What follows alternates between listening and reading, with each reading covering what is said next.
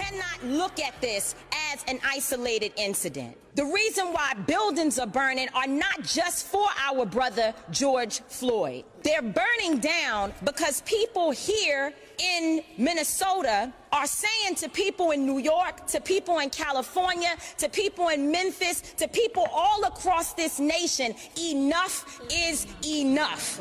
Charge the cops. Do your job. Do what you say this country is supposed to be about, the land of the free for all. It has not been free for black people, and we are tired. Don't talk to us about looting. Y'all are the looters. America has looted black people. America looted the Native Americans when they first came here. So looting is what you do. We learned it from you. We learned violence from you. Ladies and gentlemen, that voice is the awakening. Yep. This is a new day. The power and strength in that voice comes from generations of ancestors have suffered the same crimes, and this woman has put herself on the front line through tyranny, through scrutiny, through backlash, through threats, and continue to become more and more powerful and an inspiration and a motivator in our community. She's on the line with us right now alongside somebody we call the General. This man has been 10 toes down in these communities even when it wasn't popular, even before the spotlight was on it, before these issues became national. These two individuals have always fought to bring awareness and bring fairness and bring justice. And it's an honor to have them on our show today. Give it up for the one and only Tamika Mallory and Mysonne, the General, on Sway in the Morning. Welcome to the show. Welcome. Wow. So good to have y'all. I have to come on this show all the time. I didn't even know who you do it. You made me sound like somebody today. Yeah, like, who are we talking about, right? Let me tell y'all something, man. Let me just tell you as somebody that I didn't say enough, okay? I didn't say enough. Are you talking to somebody? I grew up in the 70s from Oakland. I grew up around people who dedicated their lives to activism. And it's parts of this that folks don't know. There's what happens when you get home. How does this impact your family members, your friends, people around you, when you got all these bad actors who don't want to hear your message, don't want your message to grow? How do you support yourselves during this struggle? You guys fly around the country. How do you keep your health? How do you keep your spirits up? It's a lot that goes into it. It's a very selfless thing you do. And I want you to know that we appreciate it here, all of us at Sway in the Morning. And these times are crucial. And Tamika, when you did that speech, you know, we need, sometimes even when we think we woke, we need somebody to wake us up. You know, and when you did that speech, you almost pulled out the 18-year-old Swiggity. I almost, went and got my weapons. But don't say that, because you know they ready to say that I'm inciting riots. You know that they are ready. I already know that. That's why I wanted to have you on, and then we all want to talk with you, and I want to open up the phone lines to the citizens to talk to both of you. And my first question, that just thinking about that, even saying all these things, is to you, Tamika, then you, Mysonne. How's your heart? How's your heart holding up? It's heavy. It's heavy because, in my particular situation, and Kelly knows this well, my mom had a massive stroke on March 13th. And I have been trying to take care of her. It requires the whole family. She needs everybody to take care of her. My mom was an avid dancer. She had 7 or 8 dance classes that she was a part of, and which she led many of them. She travels the city with her senior group. They dance for nursing homes and all of that. And now she's partially paralyzed. And she's doing much better. Thankfully, my family, including my son, who I have to give a shout out to, is 21 years old. Because kids, sometimes they don't understand. But he has taken a position that he will stand in the gap when I'm not able to be there. And he just came home from spending the night with my mom last night. And it's been a lot to be away from her. I saw her for one day in the last 8 or 9 days, and she cried most of the time. One, because she worries. She's watching me or listening to Facebook Lives and other things where there's tear gas and rubber bullets. And she said, I can't even get up to be with you because my parents are in the fight. They're in the struggle. If you know the Mallorys, they ready to go at any time. And she's not able to do that with me right now because of, her situation. And so it's painful to deal with your own family, your own life, and then you're not properly resting. You don't eat the way you're supposed to because as we travel the country, and I know my son shares this concern, as we travel the country, it's almost food deserts out there. We were doing all of this during COVID-19. So there's stay-at-home orders, and many businesses shut down. And in most of the places that we traveled to, from Louisville, Kentucky, all the way to to Minnesota, to Minneapolis, everything was closed and there was no food. So you have to travel 40 to 50 miles outside of the city limits to maybe get a Subway, maybe get like a little chicken joint, not healthy. And then you, of course, like every black person and every person who cares about black people in America and across the world, are also suffering with the trauma of watching people die on camera or knowing about the death of black people. And it's a lot. It's a lot. It's a lot. Yeah. And my son, man, salute to you as well. When Tamika talk about watching these deaths on TV, mothers, sisters, aunties, girlfriends, friends who are girls or women, watching their son, father, daughter, or vice versa, fathers, sons, brothers, watching their sisters, mothers, friends, all being killed, especially by the hands of cops. How do you, as a black man, like, for me, it's hard. Like, and I'm not walking with y'all yet. I haven't walked with you. I'm walking with you. I'm on your side. I'm in spirit and otherwise. But you out there on that pavement, how do you block that out, or do you use that as fuel? Those visuals when you think of a George Floyd or all the others who've been killed before him. I use it as fuel. I definitely use it as fuel, Sway.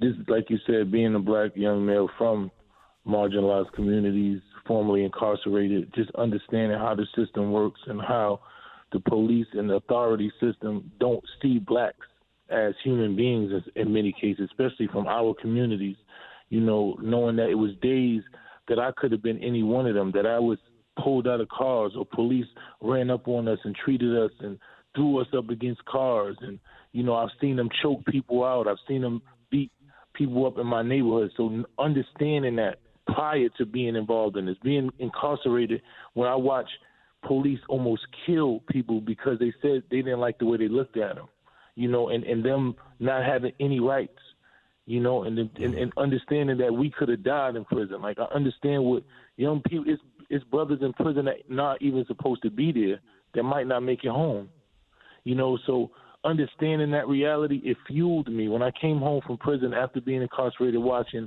mainly black and brown brothers coming in there for $5 crimes, getting 40 and 30 years and 50 years for crimes that our white counterparts is getting probation for, and then coming home and just seeing how the police are just killing us in these streets.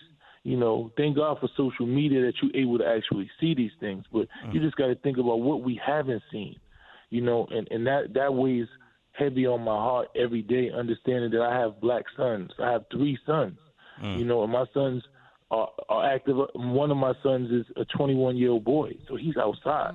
So I fear for his life every day, and understanding that, and I have to have conversations with him and have to worry about it. So when I'm out there fighting, I'm fighting for my sons. I understand that this world cannot continue in the fashion that it's going. When you talk about Tamika's speech, you hear the passion in it, because these are conversations that we've had over and over. It's days that we've cried. It's days that we just be driving somewhere and just break down in a car crying. You know what I'm saying? Because the trauma just hits you so much. So we wear this trauma and we use it as fuel. So when you hear that speech, this is from years of fighting and seeing and getting incremental change and getting small victories to have them pulled back. You know what I'm saying? And then we just tired. Enough is enough. So yes, it's real heavy, man. It's hard, but it's the fuel that I use to continue to fight. We have Tamika Mallory and Mysonne here from Until Freedom. You can go to www.untilfreedom.com. Tamika, you said something really interesting. I'm gonna let Heather and Tracy jump in.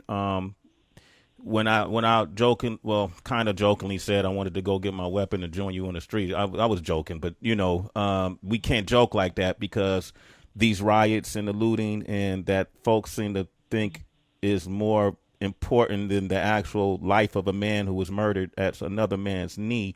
It seems like they're trying to not only stigmatize the Black Lives Matter movement with that, but also is giving this narrative that protesting does not work. And in our community, a lot of folks are saying that why protest? It doesn't change anything, is what they're saying. How do you respond to that?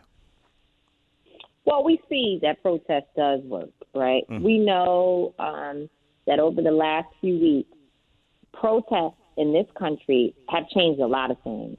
And so some folks might say, well, there was also violence in the most recent case. But let's go back to Ahmaud Arbery. When we first learned about that, it was 2 months later after he'd been killed, buried. 2 months later, people began to protest both digitally and on the streets of Georgia. And we finally saw 2 men arrested. But then we put additional resources into our protest movement, and we got a 3rd person arrested with Breonna Taylor. 2 months goes by. This woman's been killed in her home, shot 8 times on a no-knock warrant, where the person that they were looking for was already in custody. Nothing happened. They were doing nothing. People were on the force, going about their lives. Those same officers who shot into her home and killed her were working every day, probably out in the community abusing other people. And guess what? When we got involved and started protesting digitally and physically on the ground, those 2 officers a few officers were put on administrative leave. And the same has happened here in the situation with George Floyd. Now, we still have more work to do. We've got to get convictions in Georgia. We've got to get people fired at least, but even more than that, they need to be arrested for the incompetence and the fact that the police officers who took Breonna Taylor's life, they killed her and they killed her family members, and they endangered children because bullets from the 30 shots plus that they fired went into a 5-month-old baby's apartment. Wow. So they could have killed that baby. So there was gross negligence and incompetence, and people need to be held accountable. People should be fired and arrested and charged there, and then, of course, convicted. And then finally, here, even though we have charges for all 4 officers, which I think is great, it's phenomenal because it shows that the collective work of people coming together, being unwilling to back down, and then this country erupting into resistance movements, not just in this country, all over the world. People have been engaged in this movement. It moved us to the point where we at least have those people charged, but the conviction process is much harder, and that's where the movement has to stay strong. One of the things about protest movements that does not work is the idea that once we get one thing, once we get a little victory, then we go home. And I'm not saying that people have to stay in the streets at the level that they're in the streets now, which I would love it because I would go to a different march every day. But it's really about staying engaged, not allowing the shares on social media to disappear, not allowing, people to stop making those calls to the governor's office, the attorney general's office, wherever you have to call, not being there when there are court appearances. So that because trust and believe, the police officers will have presence every time. They do not let up.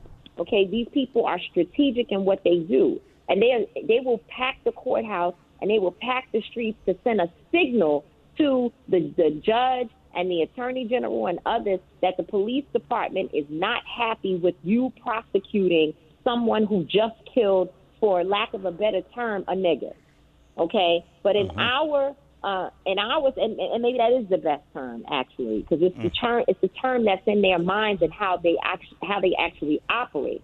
In our situation, we go back to our normal lives and hope that the system will work when it has never worked properly for us before, unless we actually participate in all levels of it every single day. So I totally don't ascribe to the idea that protest doesn't work. We have many examples over many years of how much it does work. The only thing I would say is that if your protest ends with one victory, then you're right. It won't take us all the way. That's Tamika Mallory Mysonne is with us, untilfreedom.com. And you guys take donations as well, too, correct? Yes, we do. You can go to untilfreedom.com. There's a donate button. It will send you to Cash App, of course, Venmo, or Act Blue. Cash App has been struggling for the last few days with some technical stuff. Not really sure about what's happening. So if folks can actually do Venmo or Act Blue, that's best. But Cash App is taking donations from us as well. So if you want to do that, please go ahead. If you get a failed message, please try the other mediums. And we appreciate the support. Here's the deal, Sway. We can't fight the system and then ask the system to fund us. It doesn't work that way. Yeah. You can't go and work for, whichever corporation and be in the streets, where sometimes you might have to actually speak out against capitalism and the ways in which corporations are engaged in the looting against our communities.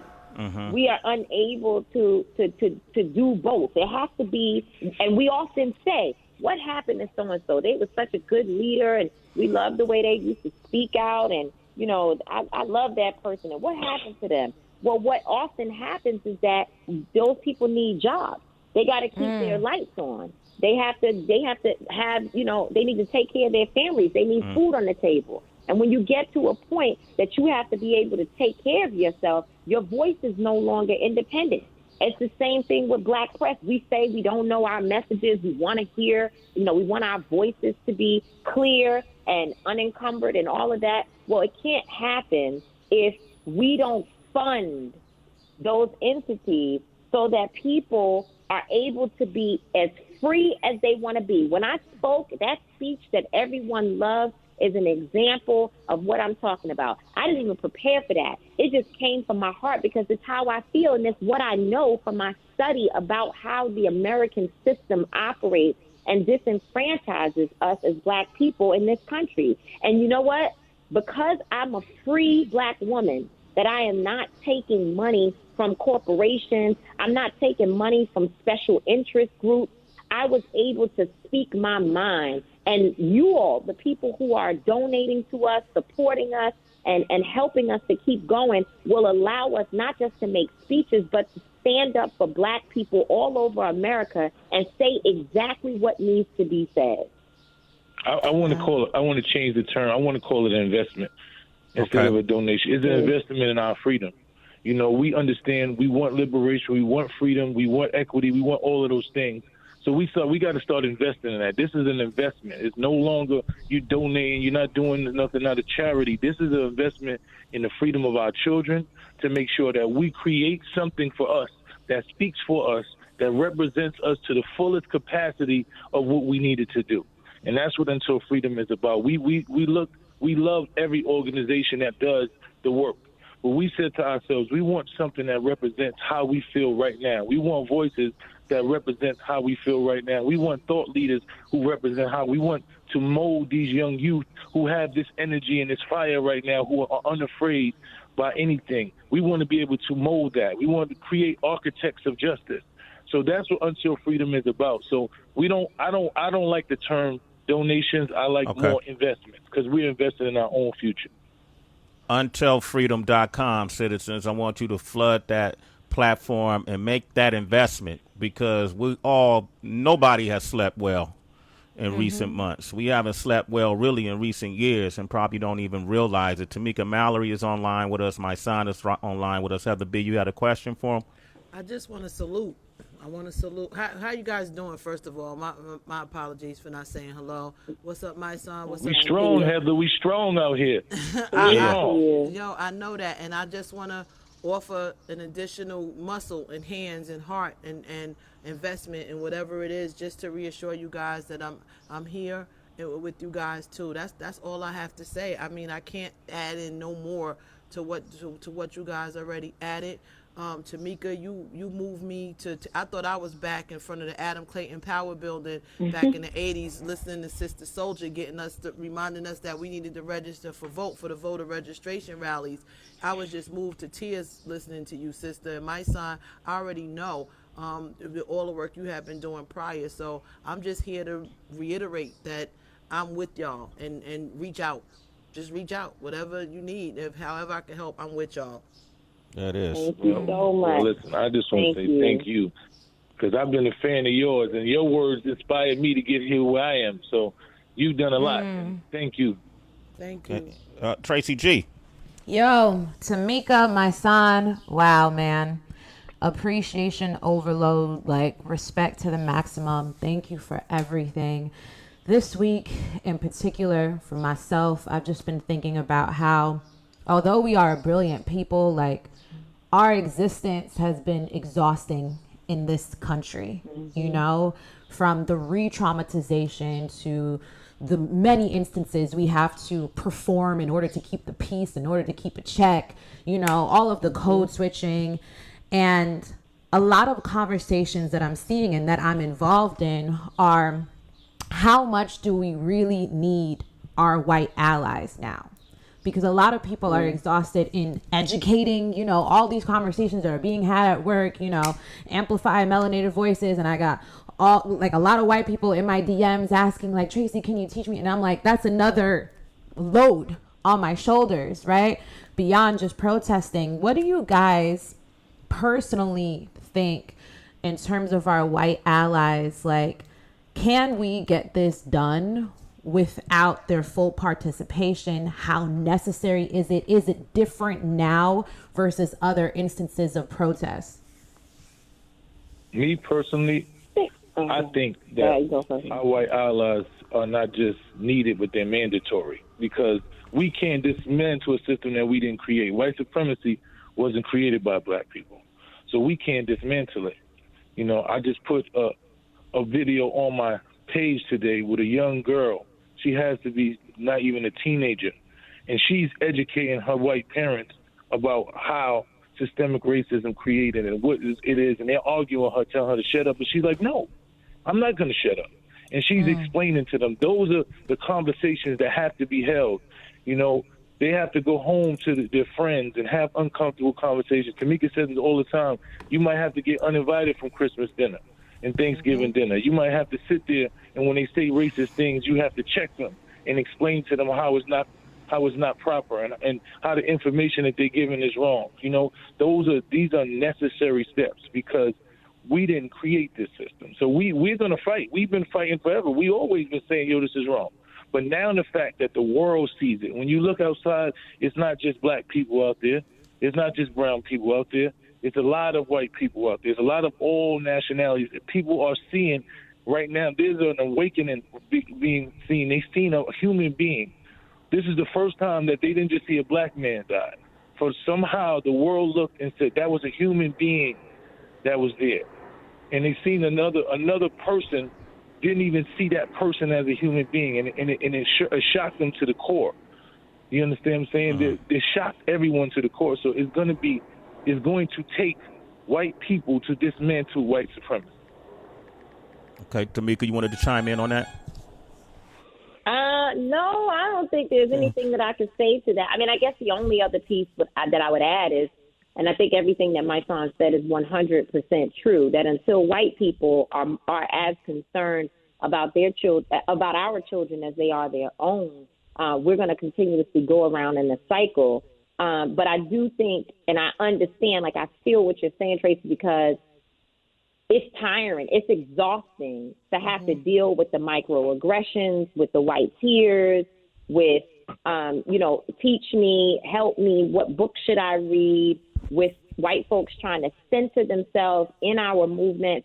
And I have been saying along this journey that a lot of the looting and the vandalism, I know for me in Minneapolis, I saw a lot of white folks starting it off. Like it was white folks that were throwing bricks and breaking things, and I had to say, listen, I understand that you're angry and that you're here because you want to be a part of this movement, and I appreciate it. We need you. We definitely need you. But what we need you to also understand is, and I'm not talking about the infiltrators that have been sent to destroy the movement. I'm talking about people who really are like in it, like, yeah, let's go, let's burn it down, tear it up.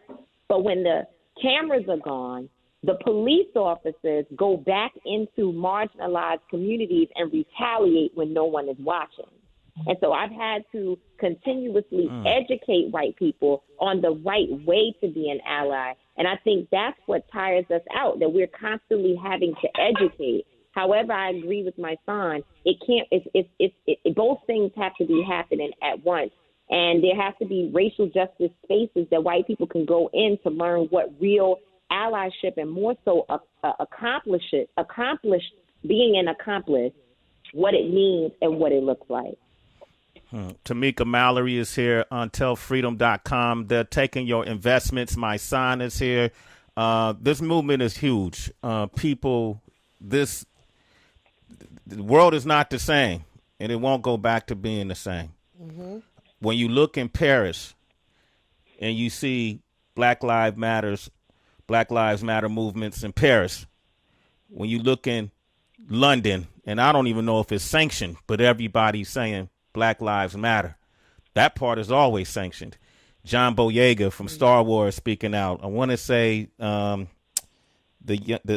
young queen from Paris, Asa Torey, if I'm saying it correctly, in L.A., New Pole with Black Lives Matter. All these folks, this network is growing. What is the condition of the Black Lives Matter movement? And when you see these things happening all around the world, do you see that as progress? On one hand, I was saying I'm angry, I'm upset, but I had these great moments, Sway, when I was out there in Minneapolis, and when when we were in Louisville, Kentucky, I had these great moments of like hope and fulfillment because I saw a level of resiliency. Of course, we don't advocate for violence in any way, and we don't advocate for vandalism or looting or any of that.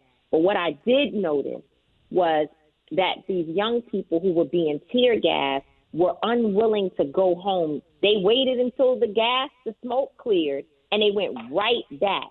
And they kept going back to the point where the police station had to evacuate eventually because the people on the streets, they outnumbered them. And, of course, they could have shot everyone to death. We know that. They definitely could have done that.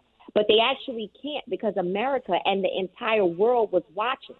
So the way in which this movement has been set up, it actually has boxed in the American government. And in the situation that we're in, every man or woman who is in an elected position or that has some position of power is being watched to see, will you agree and support what he's saying, or will you stand on principle and stand by those people who are on the street because we watched a man's life be taken from him while he called for his mama. You saw it, I saw it, we all saw what happened. And just because we have a president that does not know how to address or even care about race relations does not mean that we won't meet the rest of you at the ballot box. So we're marching. I've been saying to people every day, you need to march down a few streets, march down the street of the census and make sure you get counted so that the resources that's supposed to come into our community can be there. Then march down the street of voter registration, get your people registered, make sure Pookie, Ray, John, Keisha, and everybody is ready to go to the polls. They say Lottie Dottie and everybody. That's the type of time that we're in. And then we have to march to the polls in November. This can't just be a street protest thing. It has to connect all the way to how we deal with this election. If you can imagine, and we keep saying that too, if everybody who marched in these protests marched to the polls, that's how you're going to make change. I wish Mike Muse was with us because he came up with a concept called Vote Quadrant, and where he's telling people, because folks don't really know how to vote, when to vote, and a lot of times people may think it's just the national election. And my son, I hear you talk about this as well, that you got to vote locally as well. And so Mike Muse came up, who works with us, with a concept called Vote Quadrant, and learning about voting for judges, mayors, police commissioners, district attorneys. I think what happened in Minneapolis, he spoke on this too, was a case of a mayor who wanted to do the right thing, a governor who wanted to do the right thing by appointing the state attorney general to that case, and then you saw a better reaction. My son, you talked about the charges that were brought up. Can you explain to us what those charges mean now that the Chauvin charges upgraded and the other 3 were now arrested? Can I just jump in real quick on one thing? The police commissioner matters. And that's important, that there's a black police commissioner who was responsible for firing those officers first. And we have to give him his credit, because I'm sure he's catching hell, right? Immediately he fired them. He didn't have the power to do anything else. And so I just want to say that, and I guess, my son, you can go ahead and answer the question. Yeah, he was very vocal. He made a statement yesterday on television that was unprecedented. I've never heard a police commissioner say what he said about those officers. And, and he's probably going to take backlash, but we're in a moment where that's what's needed, that we go with our moral compass and not with our job. So to answer your question, those charges are a small victory for us. Like you said, it showed that protests work. There's this narrative, for some reason, I don't know who created it, but it's probably someone who never protested before. They created this narrative that protests don't work. And throughout the last 10 years that I've been involved in this movement, I've watched protest work. I've seen us get, legislation passed. I've watched us get all type of bills and officers put into office. I've seen the change. I've watched how it changed incrementally. So it does change. It's not going to be a drastic overnight change, but it definitely changes. So those officers getting arrested showed the power of our voices. It showed, because had we not did those protests, we would not have had any change. We would not have seen those charges. They was trying to give this man, Chauvin, a third-degree murder charge, which makes it pretty much accidental, which something that he could have opted out and, to get probation. So when you upgrade it to the second-degree murder, that shows that there was some level of intent. It shows, and we've seen that on television. So if we had not seen that and the world had not spoken up and said, no, we're not taking that, then they would have just ignored the fact that there were 3 other people there and ignored the fact that this was an intentional murder. So those charges are very incredible. Now we just have to make sure that we get a conviction, because we know how this system works. As soon as we take our foot off the gas, they'll slip a Mickey. So we have to be vigilant.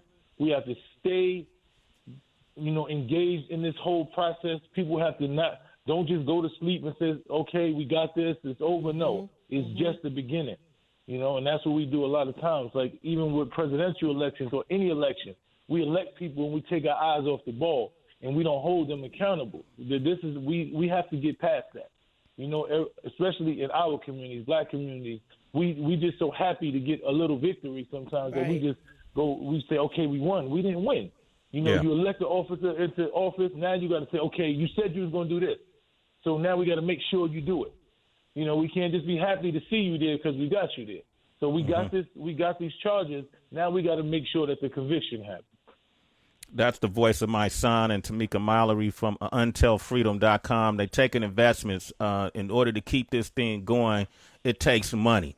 Mike Muse is actually on the line with us. I don't know if you guys know each other personally yet, but you are two forces, UntilFreedom.com and Until Freedom and Mike Muse, I feel like should be working together at some point. I know Mike Muse very well. I'm a Mike Muse fan. Oh, Tamika Mallory, so am I. I love me some Tamika Mallory. I was so excited to be on this call with you, too. What's up, Mysonne? I just want to say I love the work that you guys are doing, Tamika and Mysonne. Mysonne, if you allow me just a little bit of time to shout out Tamika, because I've known her for so long on a personal level. I'm so proud of your growth, Tamika. I am so proud of the evolution of you. I am so proud of how you stand so steadfast in your work and in your purpose-given mission. It shows the authenticity of your work, and I said that citizens with intentionality, because there's a lot of activists, a lot of people leading movements who are now authentic to it. But when I tell you, after watching many different types of activists, Tamika Mallory is one of the most authentic, genuine person who is out there seriously doing the work. And when you speak, Tamika, the emotions that come from your words move. I can't tell you the amount of times it got shared when you made that statement about AutoZone and what they need to do and being burned down in Target. That carried around the country. And so I salute you too. Please keep doing the work that you're doing. It's so important. And Sway, to your point, I would love to work with these two and Tamika, because I don't think what we don't understand is that this movement, it takes different types of voices. And we all speak and communicate and work differently. But sometimes, Tamika, I'm sure you can attest this too, what we fail to realize is we often give a lot of credit to Dr. Martin Luther King, as we should. But we forget that he needed Malcolm X just as much as he needed Huey Newton, right? Just as much as they needed each other in order to advance movements and causes. All diverse ideologies and thinkings, but all with a common goal of equality. And so we all need each other in this work. Mike, we would just... Thank you so much, Mike. I'm sorry. I just wanted to say real quick to you, Mike, thank you for your words. And, you know, my son definitely, I'm sure, would jump at the opportunity of working with you, because you've been so vocal about black men's issues, or the issues related to black men. And, you know, unfortunately in this movement, it's almost like talking about black men has become taboo somehow. I don't know where that started and why, and I understand patriarchy and all of that, but we still have to lift black men. So we appreciate that and want to do the work to, you know, make sure that we're continuing to instill in young black men that fire and energy that they need to go out and be successful. Thank you, Tamika. I would love to, Mysonne. So consider it done. Okay. And then Mike Muse, we were just getting it. I was trying to hold off so you could break down the whole vote quadrant and how that came to be, because what Tamika and Mysonne are talking about, something we've been echoing is, okay, we got to protest, and then we got to transfer that energy to the polls. You know, You got to almost infiltrate that system that you want to change. You can't do it from the outside. And a lot of folks talk about, I'm not voting, it's the lesser two evils, or it don't make a difference when you vote, and so on and so forth. Well, we saw a lot of people said that about protesting, and we saw how protesting has made change. How should people vote? What are things they're not aware of? And talk about vote quadrant. And I think this is why my son and Tamika and you should definitely, and us, should all work together. Speak on that, Mike. I think this is Sway. That's the genius of you, is always being able to orchestrate the easy layup. Citizens, you just heard me talking about Malcolm needed Martin needed. They all needed Huey Newton. They all needed each other to make movements happen. So what I'm about to mention is connecting the dots between the work of Tamika and Mysonne to the work of Vote Quadrant. You needed to get the energy of the community, of the people. You needed to get the energy of the young voices. You needed to get that passion. You needed to create that kinetic energy on the ground. And as a result of that kinetic energy on the ground that is happening, there is this combustible effect of wanting change and wanting something to happen. And so now that energy is there, what we need to do now is push that energy for strategic voting and strategic action. Because it's one thing to say vote, but if we are marching and protesting and doing this uprising specifically in the name of police brutality, if we say go vote, we need to be specific on how to tell the individuals on how to vote to eradicate police brutality, which is the reason why I create this system called Vote Quadrant, which focuses on electing a mayor who then appoints a police commissioner or a police chief.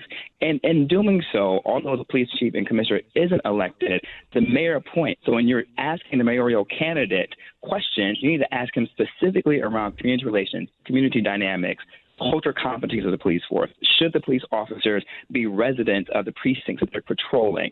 Then the third part of that quadrant is the district attorney. The district attorney is the one who decides to bring forward a case, to convene a grand jury, to have the fervor to move forward with the trial. We saw that failure with the elected county district attorney, Mike Freeman, who first got elected in 1999 by the residents of Minneapolis. He showed no interest of this case. He showed that he wouldn't have the fever to really prosecute a real case, which is why elected state attorney general Keith Ellison came in and swooped in. Not only have we seen an increase in the charge from third to second degree, but we've also seen the 3 other officers being convicted. The fourth part of that dynamic is the judge. That's something we get overlooked. The judge, citizens, Tamika Mallory, they know this all too well, is the one who sets the tone for the courtroom. They're the ones who allow what evidence gets admitted into the case. But also the singular most important thing that I believe a judge has is the instructions they give to the jury for deliberations. That is really sets the parameters of what the jury should be considering as they begin to deliberate a guilty or non-guilty verdict before the officers.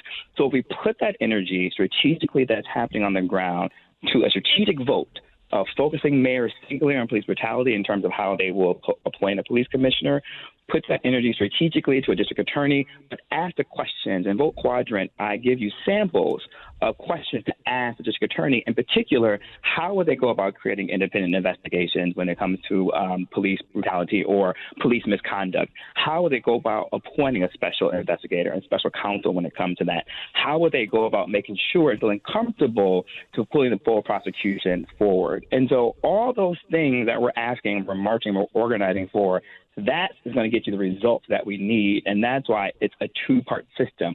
We need the protest, we need the activism, but then we need to inform on how to strategically vote in order to prevent and end police brutality for good, because there's been no consequences for killing of black bodies, period. Thank you, Mike Muse. And Tamika and Mysonne, y'all got a few more minutes? Because that's a lot of callers. It's a lot of callers on the line. They from all over. If y'all got a few more minutes, but Mike, thank you for that. And that you see why I think the synergy is there, and it takes all of us to make this change, to make this effective change. We all got to get involved. We got Shane from New York. Good morning, Shane. Good morning. Oh God, hey, thank you for taking my call, man. I just got done with doing what I was doing. So that's what's up. Hey, look it. Appreciate it. I've messed with y'all for a long time. Thanks for taking my call. I'm out of breath. So, hey, look, I just want to say I'm sorry. I'm sorry. I've been so naive over the years. I've listened. I mean, I've heard y'all talk about this over and over. I never listened. Now I'm listening. And I was there when a town last week, Black Lives Matter came through. I went out there to support it because I understand, and this is so sad. But I'm taking my son out Sunday. Y'all are doing a protest down in the city. I'm taking him. He's 7 years old. Now can y'all hear me? I just switched to the truck. Yeah, it's the Until Freedom March and Rally. That's Sunday at 1 p.m. on Fordham Road in Grand Concourse. Correct, my son? Yeah. Yeah. Okay. Yeah. Okay. They're doing something in Syracuse, New York, too. My wife told me about it this morning. I told her, I don't care what all this skeptical shit that everybody's saying. Stop listening to it. Y'all are doing something because it matters. I want to tell you, Mike Muse, you there? Yes, I'm here. This is Old Man. I speak to you on Twitter. Who kept telling Old Man Shane. You kept telling me to call in. And what's up, Old Man Shane? How are you, brother? You made it through, man. Welcome. Hey, thank you. It's so hard to get a hold of y'all. But, man, listen, I'm with y'all, and I'm sorry. I want to tell y'all life matters to me, all right? Your guys' life matters to me. Black America's life matters to me. It should matter to everybody, and it's sad it doesn't. Okay. Hey, I'm glad you're taking your son. Because that deprogramming got to start with these kids, too. Amen. True. Yo, that's right. Listen. I heard somebody say, a caller said, white people, y'all need to start with your kids. And I went home, and my kids went to their grandparents for the week. They haven't seen them. We broke that whole thing. We wanted them to see them. It's going through their heads, you know what I mean? We let them go. I told my wife this morning, I can't take my daughter. She's got to work, but my son is going, and I want him to see this. I want him to feel this. I want him to understand that there should be no divide between cultures or people. And I don't want him growing up to hating a certain race because of something that they're being conditioned to by people they're around. It's got to stop. Shane, you're a citizen. Let's all wait right. in the morning. Oh, wow. Thank you very much, y'all. My man Shane, he earned that citizenship. And then Shane, Right too, go to untelfreedom.com, and you can also be active by investing into untelfreedom.com. These are two pillars. These are the ambassadors for us. So you know what you're getting, what you're invested in. Jeff, good morning. And the Jeff. Good morning. And the ROI is justice. So what better ROI is it than that? Word. Jeff, go for it. You want to say something? He's in Georgia. Yes, sir. Go for it. Sir. I listen to y'all every morning. I really like the different objectives looking at. As a white American, 46 years old, middle-aged, I would consider myself, in America, I've had different conversations with friends of mine that, known for 25, 30 years, as far as the upbringing of our children, and especially in society today. My son, he's a law enforcement officer, and I hear it from him also. When they are doing their job, doing it right, may I say first, doing it right, and they actually have an altercation or something, it's a blatant disrespect that they are running into from the black community from day to day to day, and the white community, all of our children these days. It's almost like they have no respect, and they're being taught to have no respect for law enforcement officers these days. Yeah. Well, I don't think that's what's happening, though. I think that what's happening is that the law enforcement are teaching them not to respect them. And maybe your son is one of the good officers, but in our communities, the way that law enforcement interacts with us it doesn't merit respect. We were always taught that respect gives you respect. So if you come from the communities you hear me? If you come from the communities that I come from, there are officers who jump out, immediately grab and throw it to the ground. You see the videos, and I don't think. And I'm not. And the reality is, I don't know if that happens in your community. I don't know if you've ever just been standing on a corner and somebody just grabbed you and threw you to the ground. We just seen a video where a black man who was an FBI agent was just sitting there, and they told him he fit the description of somebody who had a warrant, and just arrested him until they seen his ID. So these are not things that we just disregard police or don't like police. They are things that are happening that are creating the disrespect. Yes, sir. I understand that. They're in the same sense. That perfect conversation I just had with another friend of mine this morning. He asked me, he said, so if a police officer walks up to you and asks to see your ID, I said, and my friend, he's a black American, he said, I'm 6'2", 290. He said, I'm kind of intimidating. I said, yeah, I know you. I said, in that same breath right there, though, wouldn't you rather, if a police officer is looking for a suspect that meets your description, black, white, or indifferent, wouldn't you rather just take 2 minutes out of your busy schedule to pull out an ID and show them, hey, I'm not the one? But I hear rather than have a confrontation. If I reach and I'm gonna get shot, I ain't pulling out. But the reality of the situation is that most of the times officers don't come up to you kindly. Right. They say, hey, how you doing, sir? No disrespect, but somebody says something happened and we just trying to figure it out. Do you have any ID? Because they're saying you fit the description. We just want to make sure. Those things don't happen. It comes up to where they grabbing you, pushing you, like, get on the ground. Yo, what are you doing? You fit the description. We need to take you with us. If you looked at the video, the man was standing there. They didn't never even ask him for identification. They just arrested him. They said, you fit the description. He said, I don't fit no description. What are you talking about? He said, who are you? He said, you didn't even. There's a way that you have to listen to me. I've watched numerous situations where white people are approached by officers and they are belligerent. They are angry. They're yelling because sometimes you're angry. You get pulled over, you feel like you're in the right, and somebody grabs you up. You don't feel well. You're not happy about it. But somehow officers figure out a way to de-escalate those situations when they interact with other white people.